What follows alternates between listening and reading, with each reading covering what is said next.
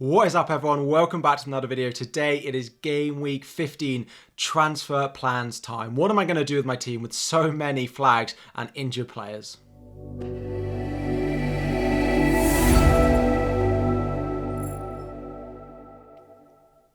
What is up, everyone? Welcome back to another video. FPL Harry here, and today it is game week 15 transfer plans time. We're going to have a look at what I'm planning on doing with my team this week and next week as well. Just 2 weeks now left until the World Cup begins and we get unlimited transfers. So we'll be looking at some 2-week punts and 1-week punts to take next week as well to be bringing into my FPL team. Now, game week 14 was another red arrow for me. I'm slipping down a little bit, still happy with the 24k rank that I'm sat at. There'll be a full review of this week later on, but there are a few injuries which I will definitely have to be addressing in my transfer plans. Bukayo Saka picked up an injury. Anyone who brought him in, it's so unlucky that he got injured. He got an assist before he went off, and then his replacement went on and scored 19 FPL points. I'm not saying that Saka necessarily would have scored 19, but he definitely would have got more than the 4 that he had now. Plus, he's now potentially injured for the remaining 2 games. We don't have an update yet on Bukayo Saka on whether he's going to be out for game week 15 or game week 16 as well. So we will have to wait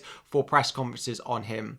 The other one that we're looking at, of course, is Erling Haaland, who did miss the fixture in game week 14, did not even feature in the squad. Now, the comments from Pep Guardiola straight away were slightly mixed after the game, but quotes coming out on Monday does make it sound like Haaland is likely to be fit for game week 15 because he missed game week 14 due to his fever rather than his injury. Now, we will wait again for press conferences before Champions League and Premier League matches. One thing I would say to you all, there is so much that is going to change, so much information we're going to get during this week that I would definitely wait to get that information before making your transfers. There will be price rises, there will be price falls, but so much can change this week. I would definitely wait on that. So we also have Wilfried Zaha. Now, anyone else with Wilfried Zaha in your lineup, you know that he's been a very frustrating own. Now, he does play Nottingham Forest in game week 16, which part of me wants to keep him for, given the amount of goals and chances that Nottingham Forest are conceding. However, Zaha just does not seem to be involved. He's the type of player that I know when I sell, he will get those FPL returns, so I am a little bit frustrated by him. And then first on my bench at the moment, we have Mitrovic, who then has Manchester City, followed by Manchester United in the next 2. I'm really looking at midfield and forward transfers, to be honest, over the next couple of weeks. I think I can get by with my defence. Cancelo and Trippier will play pretty much every week, and then I plan on playing Castagna in defence this week, followed by hopefully Doherty coming back in for Leeds at home in game week 16. That is my plan, and I'll just use my transfers going into the midfield and forward line.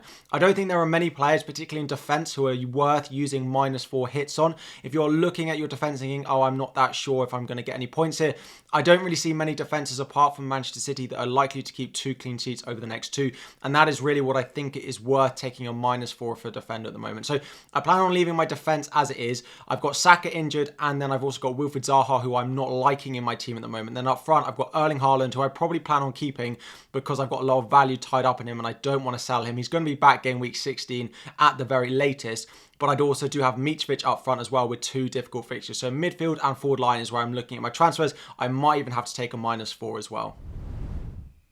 Now, first up are those midfield replacements. I have 1 free transfer and just 0.2 million in the bank, so not really very much for me to go and play around with going into this week. Now, the 2 players that I've looked to sell are Wilfried Zaha, who I have at selling of 7.6 million, and then I have Bukayo Saka in there as well, selling at 8 million. So those are the prices at the moment, and their current fixtures both going away. Saka away at Chelsea, I don't mind if he is fit to play, and then we've got Wilfried Zaha away at West Ham as well. Now, there are 5 real replacements that I'm looking at in this midfield bracket. First up is James Maddison. Now, Leicester didn't get anything in game week 14 as they played Manchester City, but we know what Maddison can do. He scored in game week 13 before that from his return from his suspension, and they have Everton and West Ham both away in the next 2. It is worth bearing in mind with only 2 fixtures left, there are some clubs that have 2 home fixtures over that run, which is definitely better than having 2 away fixtures like James Maddison does. He is very much on the out of my budget. I could just get to him if I sold Saka to Maddison. I have exactly the right amount of money in the bank to do that. Now, a cheaper option, I can't believe I've got Leandro Trossard on a potential transfers in, But Wolves and Aston Villa in the next two, with Aston Villa being at home at 6.9 million, given their recent form and given his recent form, is definitely one I'm worth transferring in. Again, he was the big troll that we all had in our teams for the Game Week 12 blank game week. Then he scored in Game Week 13 and Game Week 14 after we both sold him, with Phil Foden remaining on the bench. Now, I don't plan on selling Phil Foden as well. Just a side note, I think I'll keep him for the remainder. I do expect him to start at least one of the next two, although knowing what Pep has done over the past couple of weeks, it's not impossible that he doesn't, but I do think Foden will start. But Trossard in for one of these is definitely worth it given those upcoming couple of fixtures. Next up is Miguel Almiron, the man of the moment. Now, Southampton followed by Chelsea. Is the moment gone to be going and buying Miguel Almiron? I don't necessarily think so. If you need a cheap midfielder, then I would go and buy him still. Chelsea at home in Game Week 16 is hit and miss because Chelsea have shown some good form defensively, but also some pretty poor form as well. So I'm not sold on going and buying Almiron if you have money in the bank to go for one of these other options. But if you are strapped for cash and you need a cheap option, still definitely worth buying at the moment. Option number 4 is Jared Bowen of West Ham. Again, 8.1 million, so I'd have to sell Saka to go and get Bowen, but he's one of the two teams that have a double home fixture, Crystal Palace at home and Leicester at home in the next two. I will talk about Schumacher potentially up front, although he almost got sent off at the weekend. Could be my potential transfer into my forward line, but Bowen could definitely be the one I could go and get in midfield. Now, his form is not that great. It's just, I know with two home fixtures, what Bowen and West Ham could potentially do, given it looks like they've qualified from their European group as well. So the rotation there is likely to be very minimal. And then finally is the player I wish I'd brought in instead of Bukayo Saka, because Saka is now injured and Rashford scored at the weekend.